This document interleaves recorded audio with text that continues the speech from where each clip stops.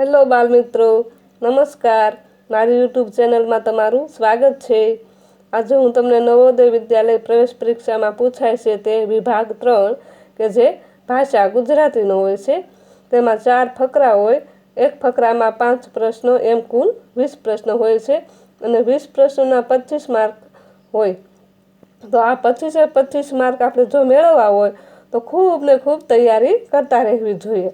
અને આ ફકરામાં વ્યાકરણ પણ પૂછાય છે.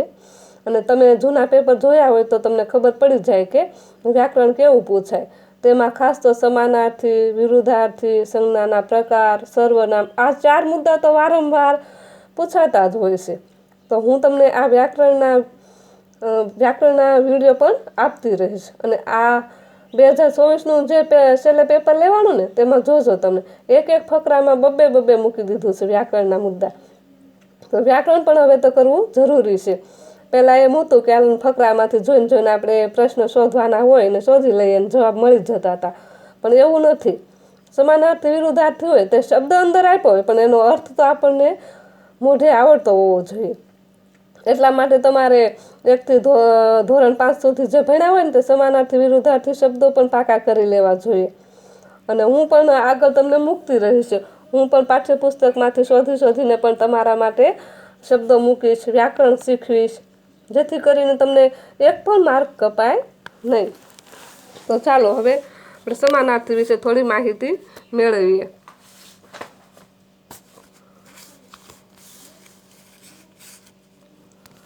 સમાનાર્થી શબ્દો જોઈએ. શબ્દોની થોડી સમજૂતી લઈએ.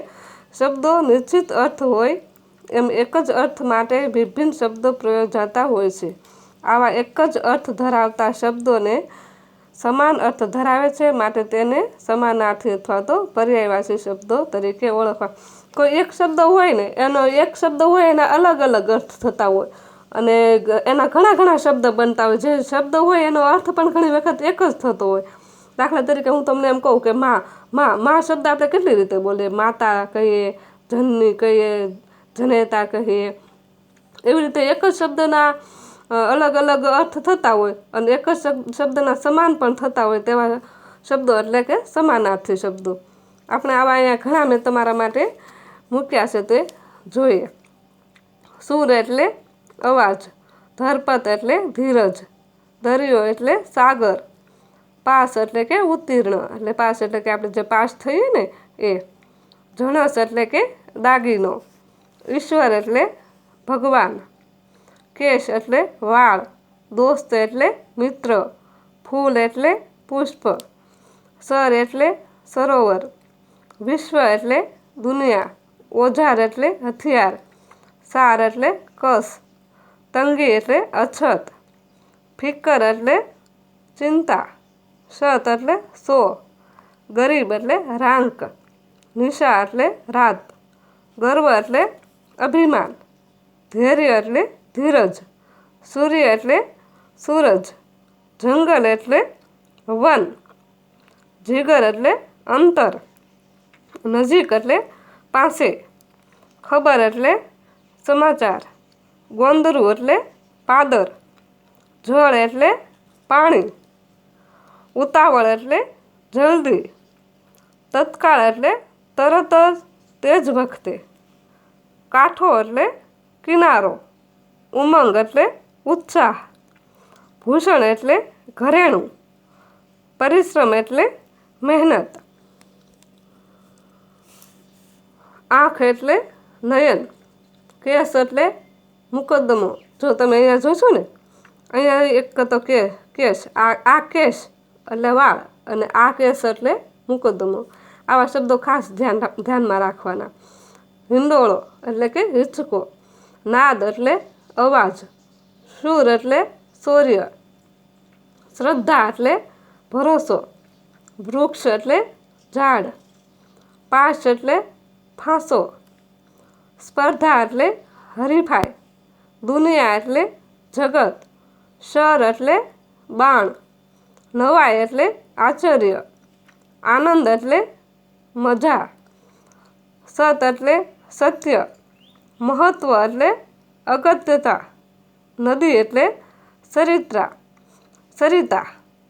સાર એટલે છિદ્ર, હૃદય એટલે હૈયું, બગીચો એટલે ઉપવન, પવન એટલે સમીર, પંથ એટલે રસ્તો, પર્વત એટલે ગિરી, ઉષા એટલે સવાર, સવારના તો ઉષાના સવારના ઘણા બધા સમાનાર્થી હોય, ઉમંગ એટલે અવસર, લાભ એટલે ફાયદો, આખરે એટલે અંતે, દ્રષ્ટિ એટલે નજર, શિલા એટલે ખડક, આભ એટલે ગગન, કંદુક એટલે દડો, રમવાનો જે દડો આવે ને તે, વેગળું એટલે નજીક, પૂર્વ એટલે ઉગમનું, અધર એટલે નીચલો હોઠ,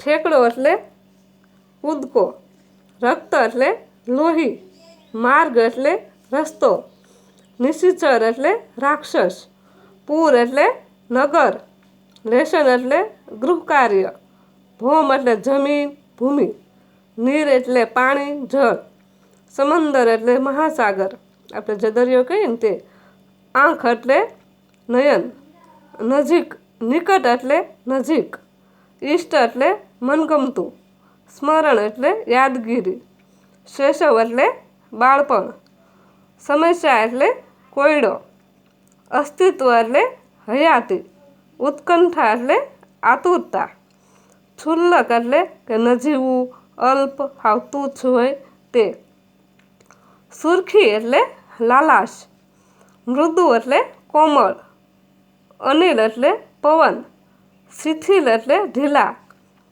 તૃષા એટલે તરસ, જે પાણીની તરસ લાગે ને તે, પાત્ર એટલે વાસણ, બિંદુ એટલે ટીપું, નૃપ એટલે રાજા, ઈશ એટલે ઈશ્વર, દ્રવ્યવાન એટલે ધનવાન શ્રીમંત, ધરા એટલે ધરતી, નેત્ર એટલે આંખો, દેશાવર એટલે પરદેશ, અઢળક એટલે પુષ્કળ,